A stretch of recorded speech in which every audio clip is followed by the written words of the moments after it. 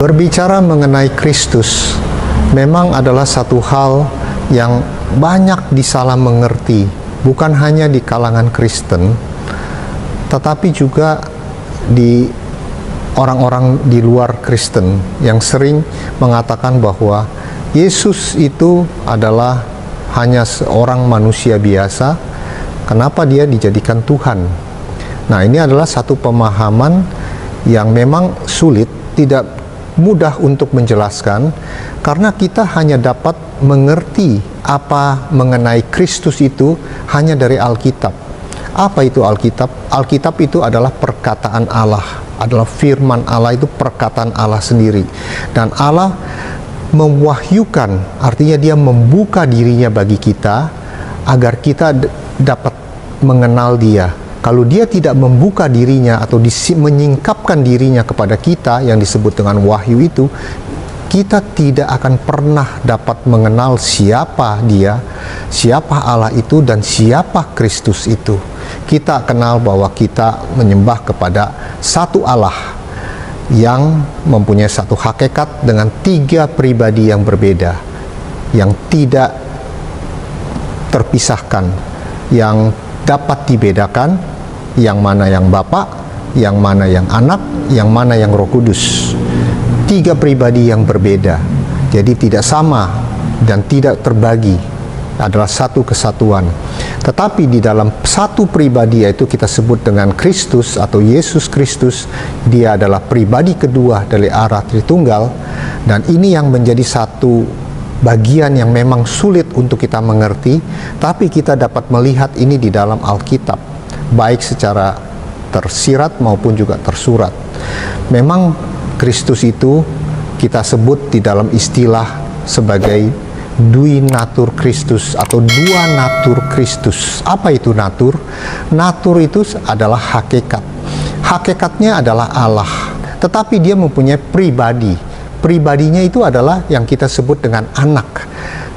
Sebelum dia inkarnasi menjadi Yesus Kristus, pribadi anak itu, dia hanya mempunyai satu hakikat dengan satu pribadi, dan pribadinya itu adalah pribadi yang ilahi.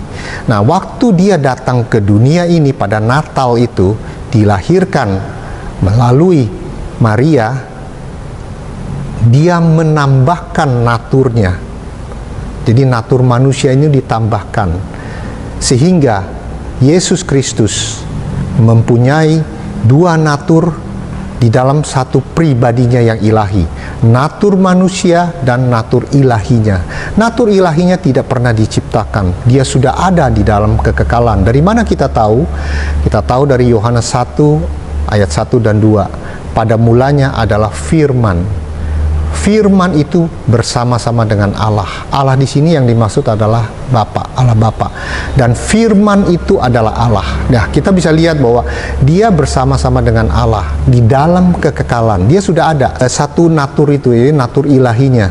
Dan waktu yang menjadi masalah itu Yohanes 1 di ayat yang ke-14 yang mengatakan bahwa firman itu telah menjadi manusia. Nah, kalimat ini kalau kita hanya menafsirkan hanya sebatas itu tanpa kita melihat ayat-ayat yang lain, kita akan keliru.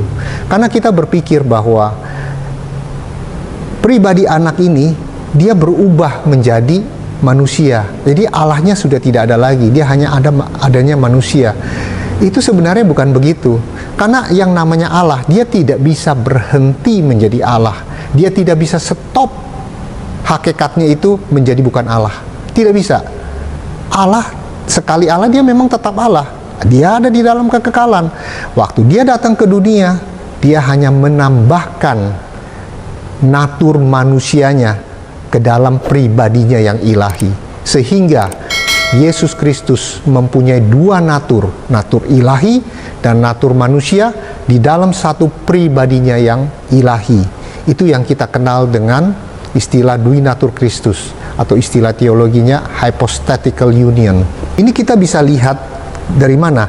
Dari Filipi ayat yang ke-6 dan ayat yang ke-7, yang walaupun dalam rupa Allah tidak menganggap kesetaraan dengan Allah itu sebagai milik yang harus dipertahankan, melainkan telah mengosongkan dirinya dan mengambil rupa seorang hamba dan menjadi manusia.